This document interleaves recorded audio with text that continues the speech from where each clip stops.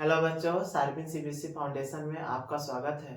जैसे कि आपको पता है कि हम लोग क्लास 10 सीबीएसई के अपकमिंग एग्जामिनेशन के लिए रिवीजन के तौर पर हम लोग पढ़ रहे हैं, जिसमें हम लोग पिछले क्लास में ऑलरेडी ज्योग्राफी के फर्स्ट चैप्टर को हम लोग कंप्लीट कर चुके हैं। जो बचे हुए जो पार्ट है ठीक ना, उस पार्ट को आज हम लोग आगे करेंगे। और आज जो पिछले वाले क्लास में जहाँ से हमने इसको छोड़ा था वहीं से जो है इसको हम लोग अभी आगे करेंगे। ठीक है, तो आज का टॉपिक होगा हम लोगों का सॉइल एज अ रिसोर्सेस। ठीक ना, क्या होगा? Soil as a resources. ठीक ना, जो मिट्टी है, जो सॉइल है ठीक ना, वो कैसे जो है एक संसाधन के रूप में है। ठीक ना, मिट्टी जो है कैसे एक संसाधन के रूप में है, इसको हम लोग इसमें पढ़ेंगे। ठीक, तो इसमें हम लोग देखेंगे कि जो सॉइल है, तो हमने सॉइल के बारे में यहाँ जानेंगे कि most important renewable natural resources. कहने का मतलब है कि जो सॉइल होती है ये एक महत्वपूर्ण रिन्यूएबल रिसोर्सेस होती है। ऐसा इसलिए होता है क्योंकि मिट्टी का जो फॉर्मेशन लगातार एंड कंटिन्यूअसली तरीके से होते रहता है। ठीक है, इसका जो है फॉर्मेशन कंटिन्यूअसली तरीके से होते रहता है बाय द नेचर, इसीलिए जो है सॉइल को क्या बोला गया? Renewable resources. ठीक है, फिर हम यहाँ देखेंगे कि जो सॉइल होता है मीडियम ऑफ प्लांट ग्रोथ, और दूसरा है कि support different type of living organism, it is a living system. हम यहाँ पे देखेंगे कि जितने भी लिविंग ऑर्गेनिज्म है ठीक ना, जितने भी पेड़ पौधे हैं ठीक ना, सारे के सारे पेड़ पौधे इसी सॉइल के ऊपर ग्रोथ करते हैं, और साथ ही साथ बहुत सारे जो लिविंग ऑर्गेनिज्म है वो सारे के सारे लिविंग ऑर्गेनिज्म को ठीक ना उनके जो है जीवन को ये सपोर्ट करता है ठीक ना, और इसीलिए जो है इसको क्या बोला गया है ठीक ना, लिविंग सिस्टम बोला गया है। क्या बोला गया है? इसे लिविंग सिस्टम बोला गया है। ठीक है, यहाँ तक तो सॉइल समझ में आ गया होगा। हम लोग आगे आते हैं यहाँ कि रिलीफ पैरेंट ठीक ना, या रिलीफ पैरेंट रॉक, इसी को हम लोग बेड रॉक भी बोलते हैं। क्या बोलते हैं? बेड रॉक भी बोलते हैं। जो रिलीफ पैरेंट रॉक होता है या इसको बेड रॉक बोलते हैं, climate, vegetation and other forms of life and time are important factor in the formation of the soil। जैसे कि जो है हमको जैसे कि हम लोगों को पता है कि जितने भी इस नेचर में जो लिविंग बींग्स एग्जिस्ट करते हैं, सारे के सारे लिविंग बींग्स ठीक ना, इनका किसी न किसी तरीके से जो है फॉर्मेशन हुआ है, तब जाकर जो है पृथ्वी पे ये एग्जिस्ट करते हैं। सिमिलरली उसी तरीके से जो है बेडरॉक का फॉर्मेशन होते हैं, और climate, vegetation and other forms of life ठीक ना, and time are important factor in formation of the soil. अगर मैं बेडरॉक की बात करूं, या क्लाइमेट की बात करूं, या वेजिटेशन की बात करूं, या अदर फॉर्म्स ऑफ लाइफ की बात करूं ठीक ना, इन सारे चीजों का फॉर्मेशन ठीक ना, यह सारा का सारा चीज ठीक ना इम्पोर्टेंट फैक्टर है ठीक ना, किसमें ठीक ना, फॉर्मेशन ऑफ द सॉइल में ठीक ना। तो ये चीजें हमने देखा। फिर हमने इसमें देखेंगे कि on the basis of factor responsible, on the basis of factor responsible for soil formation, colour, thickness, texture, age, chemical and physical properties. अगर मैं यहाँ पे बोलूं कि सॉइल के फॉर्मेशन में ठीक ना, सॉइल के फॉर्मेशन में कौन कौन से फैक्टर रिस्पॉन्सिबल होती है ठीक ना सॉइल का फॉर्मेशन में तो इसमें हम देखेंगे कि उनके जो है फॉर्मेशन के दौरान उनके कलर ठीक ना, उनके जो है थिकनेस, उनके जो है टेक्सचर बनावट, वो कितनी एज की है, और ठीक ना केमिकल एंड फिजिकल प्रॉपर्टीज, ये सारे के सारे रिस्पॉन्सिबल होते हैं फॉर्मेशन ऑफ द सॉइल में।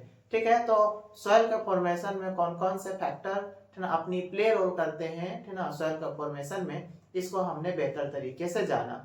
ठीक है, यहाँ तक तो क्लियर होगा। अब हम आते हैं ठीक ना नेक्स्ट और इम्पोर्टेंट टॉपिक, और वो जो नेक्स्ट एंड इम्पोर्टेंट टॉपिक है, the soils of India are classified in different type. अब हम यहाँ पे देखें कि भारत में है ना मिट्टी के प्रकार को अलग अलग भागों में क्लासिफाइड किए गए हैं, अलग अलग जो है ना पार्ट में टाइप्स में क्लासिफाइड किए गए हैं, जिसमें हम लोग एक एक करके सारे जो है सॉइल के जो है क्लासिफिकेशन को देखेंगे। जिसमें पहला जो सॉइल का क्लासिफिकेशन है वो एलोवियल सॉइल है। पहला जो सॉइल का क्लासिफिकेशन है इन इंडिया वो क्या है?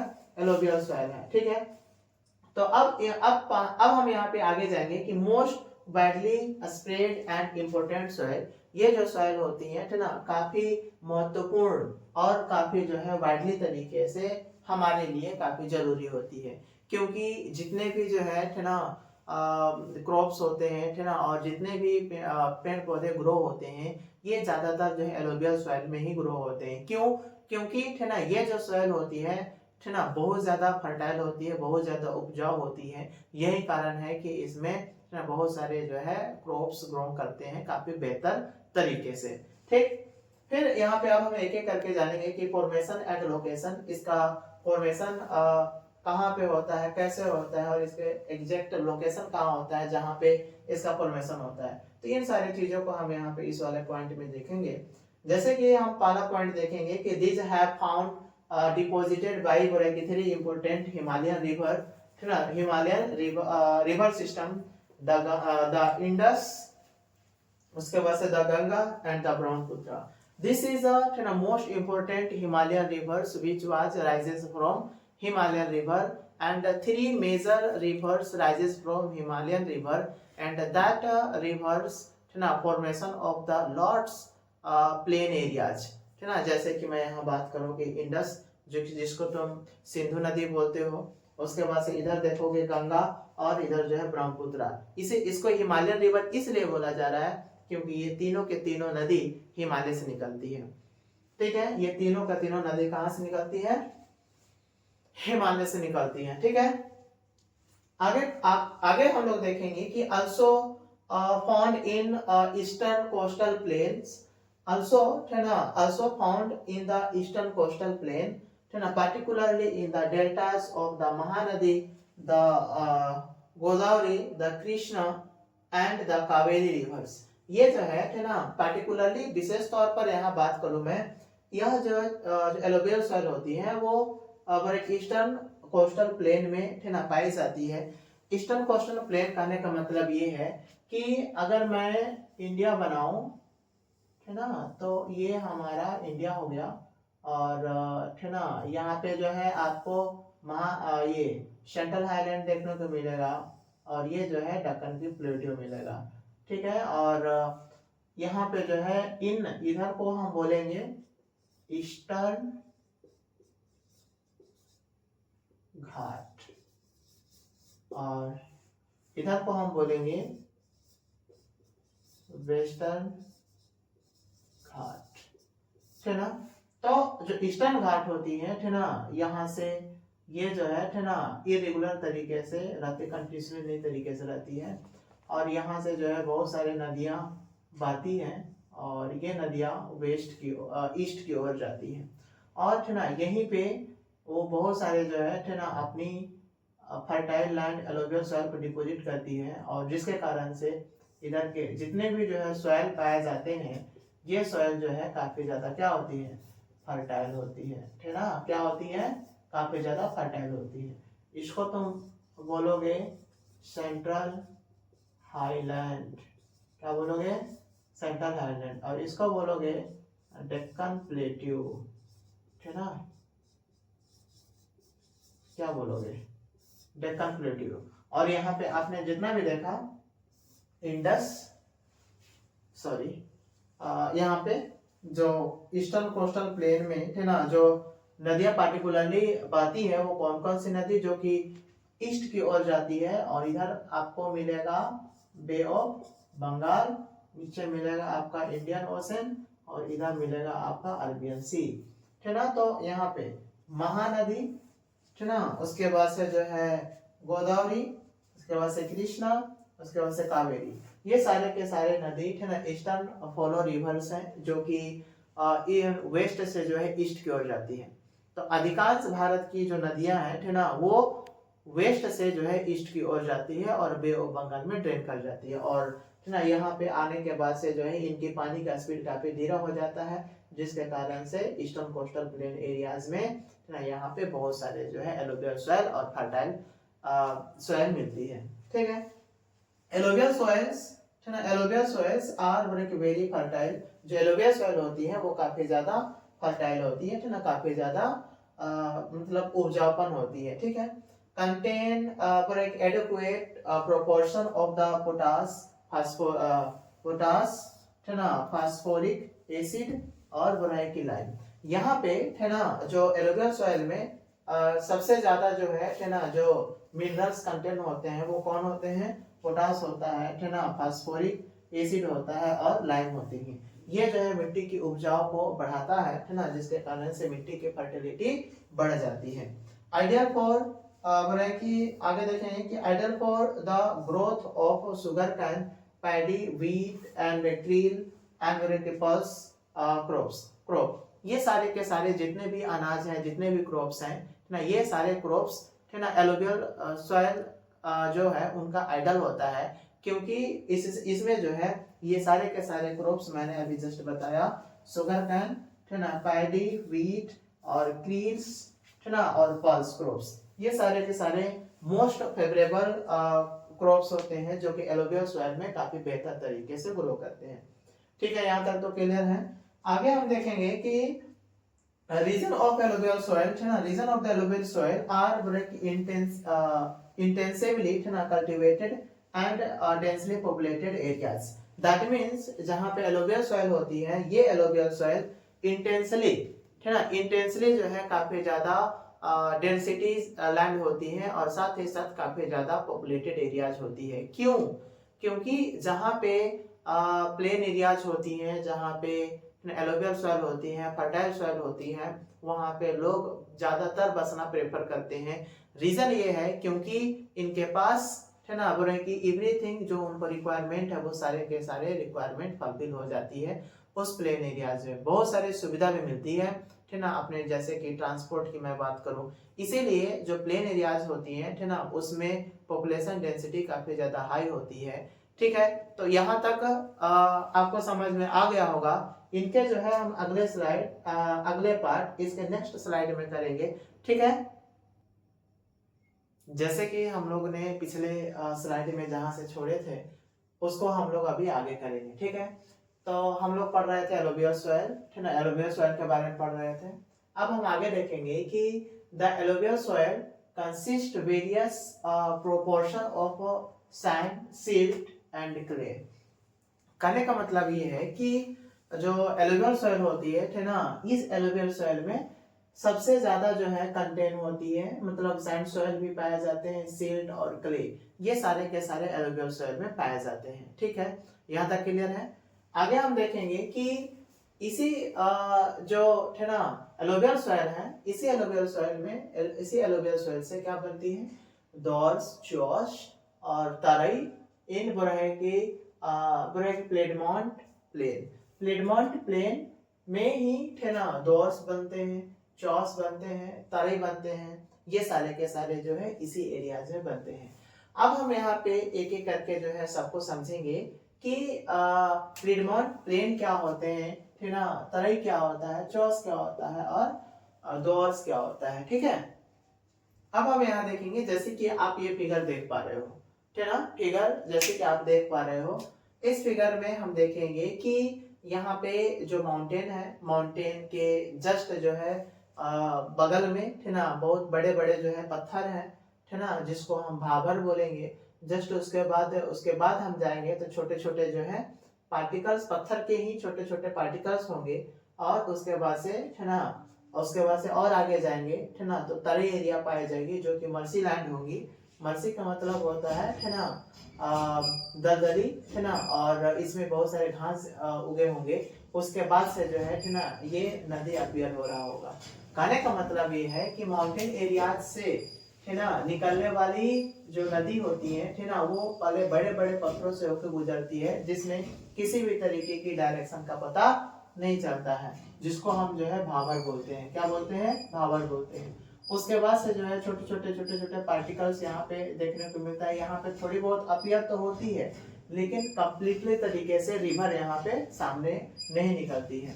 तो ठीक है, तो यहाँ पे जो है हमने ये देखा। उसके बाद से जस्ट आगे देखोगे तो तराई दिखेगा है ना। क्या? तराई, जिसमें छोटे छोटे जो है पौधे उगे होते हैं है ना, तो वो तराई होता है। और तराई से निकलने के बाद से एक पूरी तरीके से नदी का जो है फॉर्मेशन होता है, मतलब नदी जो है तराई के बाद अपीयर होती है। ठीक है, उसके बाद हम देखेंगे कि जैसे ही नदी अपीयर होगा, नदी अपीयर होने के बाद है ना जो इनके लास्ट छोर वाले जो है ना सॉइल होंगे, ये जो लास्ट छोर वाले जो सॉइल होंगे इसको हम भांगर कहेंगे, है ना। भांगर का मतलब पुराना मिट्टी, और इस साइड को भी हम क्या कहेंगे, भांगर कहेंगे। लेकिन ये वाला जो साइड आपको दिख रहा है, ये वाला है ना, जिसको हम खादर कहेंगे, है ना। और खादर जो है काफी ज्यादा फर्टाइल एरियाज होती है, काफी उपजाऊपन होती है कंपेयर टू भांगर, है ना। भांगर है ना ओल्ड सॉइल को बोलेंगे, जिसके कारण से उसकी जो फर्टिलिटी खत्म हो जाती है ना।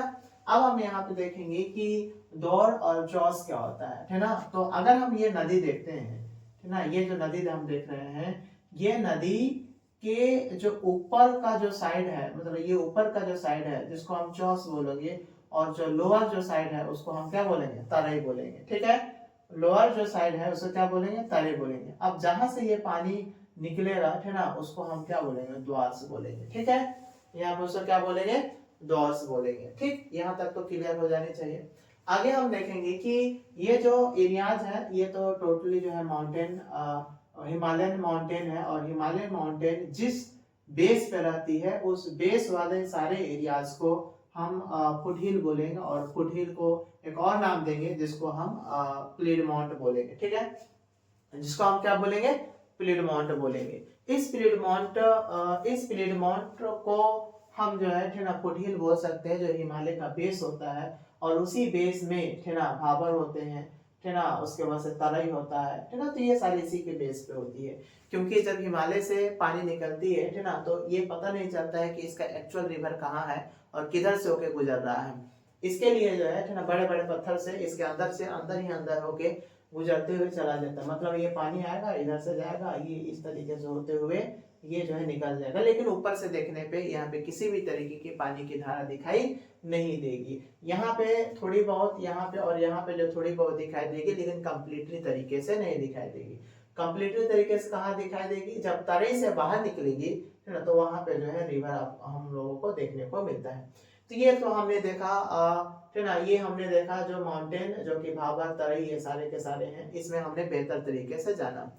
आगे हम लोग देखेंगे कि अब भांगर और खादर क्या होता है। तो हम यहाँ पे देखेंगे कि on the basis of age ना सॉइल क्लासिफिकेशन, एज के आधार पर सॉइल को जो है बांटा गया है अलग अलग भागों में। पहला हम देखेंगे कि भांगर, और दूसरा हम देखेंगे खादर। भांगर क्या होता है ना, हम इसके बारे में समझते हैं, ठीक है। तो भांगर जो होता है ओल्ड एलोवियल सॉइल होता है, ये पुरानी एलोवियल सॉइल होते हैं, क्योंकि ये पुरानी हो जाती है, जिसके कारण से है ना यह जो है लेस फर्टाइल होती है due to higher concentration of the kankars और नोडल्स, है ना। मतलब जो है इसमें बहुत सारे जो है कंकड़ और पत्थर जो है देखने को मिलती है, जिसके कारण से भांगर जो है ना खादर के कंपेयर में है ना कम फर्टाइल होती है। अब हम यहाँ पे अगर खादर की बात करूं, तो ये खादर न्यू एलोवियल सॉइल होती है ना। ये खादर न्यू एलोवियल सॉइल होती है। कैसे न्यू एलोवियल सॉइल होती है, जैसे कि जो है यहाँ पे हम देख रहे हैं, ये वाला जो है धीरे धीरे यहाँ पे एक लेयर जमेगी, है ना, और ये जो लेयर होती है ना, मिट्टी का जो लेयर होती है मच फर्टाइल होती है, जिसको हम क्या बोलेंगे, है ना, जिसको हम लोग खादर बोलेंगे। और साथ ही साथ ये जो खादर है ना, it is more fertile than bhangar, है ना, it consist of more fine particle. ये जो है ना, ये खादर जो होती है काफी ज्यादा फर्टाइल सॉइल होती है, और ये भांगर के कंपेयर में काफी ज्यादा उपजाऊ होती है, और साथ ही साथ इसमें जो है बहुत सारे फाइन पार्टिकल्स होते हैं। इनमें जो है ज्यादा है ना कंकड़ पत्थर नहीं होते हैं, ठीक है। यहाँ तक तो ये फिगर समझ में आ गया, खादर और भांगर क्या होता है ये समझ में आ गया। हम अब आगे आते हैं, है ना। अब यहाँ पे पूरी तरीके से एलोवियल सॉइल यहाँ कंप्लीट होता है। अब हम यहाँ पे नेक्स्ट टाइप्स ऑफ सॉइल में हम इंटर करते हैं, और वो नेक्स्ट टाइप ऑफ सॉइल क्या है, वो नेक्स्ट टाइप ऑफ सॉइल है ना ब्लैक सॉइल। क्या है, ब्लैक सॉइल। इस ब्लैक सॉइल के बारे में हम लोग अब बेहतर तरीके से जानेंगे। ब्लैक सॉइल को तो मतलब आपको पता ही है, जिसको हम लोग काली मिट्टी बोलते हैं, है ना, इसको हम बेहतर तरीके से समझते हैं, ठीक है। जैसे कि हम देखें कि ब्लैक सॉइल क्या होता है, कि black soil is in a colour, है ना, ये जो ब्लैक सॉइल का जो कलर होती है वो क्या होती है, ब्लैक होती है। also known as regular soil. इसी ब्लैक सॉइल को हम किस नाम से जानते हैं, रेगुलर सॉइल के नाम से जानते हैं, और इसी को हम क्या बोलते हैं, कॉटन सॉइल के नाम से भी जानते हैं। क्यों जानते हैं, क्योंकि है ना यह कटन के लिए काफी फेवरेबल और काफी आइडियल जो है ना सॉइल होती है, जिसके कारण से हम इसको जानते हैं। इसको किस नाम से? कटन सॉइल को नाम से, कटन सॉइल के नाम से। किसको? ब्लैक सॉइल को। उसके बाद हम देखेंगे फॉर्मेशन एंड लोकेशन, इसकी जो है फॉर्मेशन कैसे होती है और किस किस एरियाज में ठीक है ये पाई जाती है। तो हम देखेंगे कि क्लाइमेटिक कंडीशन ठीक है along with the parent raw material are the important important ठीक है।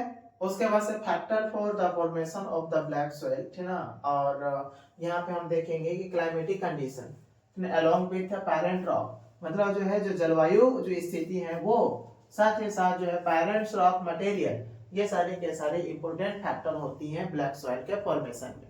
ठीक है, ये सारे के सारे क्या है? ब्लैक सॉइल के फॉर्मेशन में ये इंपॉर्टेंट सॉइल होती है, क्योंकि है ना इन्हीं पैरेंट रॉक है ना और क्लाइमेट के कारण से ये टूटती है, और टूटने के कारण से है ना वो छोटे छोटे फाइन पार्टिकल्स में कन्वर्ट होती है और ब्लैक सॉइल का जो है वो फॉर्मेशन करती है। ठीक है, बनाए कि दिस सॉइल, इसको हमने देखा factors for the formation of black soil में हम देखेंगे कि दिस सॉइल टाइप्स बड़े case formed in Deccan trap, जिसको हम बसाल्ट जो रॉक होती है ठीक है उससे ये टूट टूट कर बनती है। एंड बोले कि trap region is made up बोले कि लावा फ्लो, और ये जो ट्रैप रीजन जो कि डक्कन प्लेटियो में जो ट्रैप रीजन बनती है जो बसाल्ट रॉक से है ना, और ये किसके कारण से होता है? लावा के ठंडा होने के कारण से बनती है। किसके कारण से होती है? लावा के ठंडा होने के कारण बनती है, और ये लावा का ठंडा होना है ना ये सबसे ज्यादा जो है डक्कन प्लेटियो में पाई जाती है। ठीक, अब हम यहाँ पे इसके एरियाज के बारे में देखेंगे कि कौन कौन से एरियाज में है ना ये सारे के सारे ब्लैक सॉइल पाए जाते हैं। तो हम महाराष्ट्र देखेंगे, सौराष्ट्र जो कि अभी गुजरात में है ना, उसके बाद से मालवा देखेंगे, मध्य प्रदेश में देखेंगे और छत्तीसगढ़ में देखेंगे। ये कुछ ऐसी जगह है जहाँ पे ब्लैक सॉइल है ना काफी मात्रा में पाए जाते हैं, और यहाँ पे कटन की खेती सबसे ज्यादा होती है। ठीक है, यहाँ तक तो समझ में आ गया होगा। फिर हम आगे आते हैं कि ये जो ब्लैक सॉइल होती है, black soil are made up extremely fine clay material and well है ना well known for their capacity है ना टू होल्ड मॉइस्चर है ना। जैसे कि हम आप लोग को पहले मैंने बताया था कि जो है ना ब्लैक सॉइल के जो पार्टिकल्स होती है ये काफी फाइन पार्टिकल होती है, और फाइन पार्टिकल होने के कारण से है ना इनके पास वाटर होल्ड की कैपेसिटी सबसे ज्यादा होती है। इनके पास क्या होती है? वाटर होल्ड करने की कैपेसिटी सबसे ज्यादा होती है, और जब एक बार उस मिट्टी में पानी आ जाती है तो लंबे समय तक उसमें नमी और मॉइस्चर बनी रहती है, जल्दी जाती नहीं है, क्योंकि इनके पार्टिकल्स कैसे होती है? बहुत फाइन और बहुत क्ले होती है। ठीक है, फिर बोला है कि रिच इन न्यूट्रिएंट्स। अगर हम ब्लैक सॉइल में न्यूट्रिएंट्स को देखेंगे तो कौन कौन से मिनरल्स ब्लैक सॉइल में सबसे ज्यादा पाए जाते हैं? तो कैल्शियम पाए जाते हैं ठीक है ना, कैल्शियम कार्बोनेट, उसके बाद से मैग्नीशियम ठीक ना, पोटास और लाइम ठीक ना, ये सारे के सारे ब्लैक सॉइल में रिच अमाउंट में पाए जाते हैं। लेकिन अगर मैं देखूं कि यहाँ पे पुअर अमाउंट में भी मिनरल्स पाए जाते हैं, किसमें? ब्लैक सॉइल में ठीक ना। और वो कौन से मिनरल्स होती है? फास्फोरिक होती है। कौन सी मिनरल्स होती है? फास्फोरिक होती है, जो कि पुअर अमाउंट में यहाँ पाई जाती है।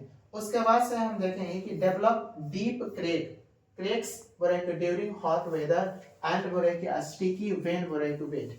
जब है ना जब गर्मी के दिन आती है ना, जब गर्मी के दिन आती है तो गर्मी के दिन में है ना जब टेम्परेचर काफी ज्यादा हाई होती है, और हाई होने के कारण से जब पूरी तरीके से जो मॉइस्चर जैसे जैसे खत्म होती है ब्लैक सॉइल से, वैसे वैसे जो है उसमें डीप क्रैक आना शुरू हो जाता है, मतलब कि मिट्टी फटने लगती है, और जैसे ही मिट्टी फटती है ना तो उसमें काफी ज्यादा दरार आता है। लेकिन जब ये भीगा हुआ मिट्टी होता है, जब उसमें मॉइस्चर होती है तो ये काफी स्टिकी होती है और हाथ में ये काफी ज्यादा चिपकते हैं ठीक ना। तो ओवरऑल ठीक ना यहाँ पे हमने पूरे ब्लैक सॉइल ठीक ना और एलोवियल सॉइल को हमने कंप्लीट किया यहाँ पे ठीक ना। तो यहाँ पे पूरी तरीके से एक एक लाइन और एक एक पॉइंट को हमने काफी बेहतर तरीके से जाना ठीक ना, और यहाँ पे ये खत्म होता है।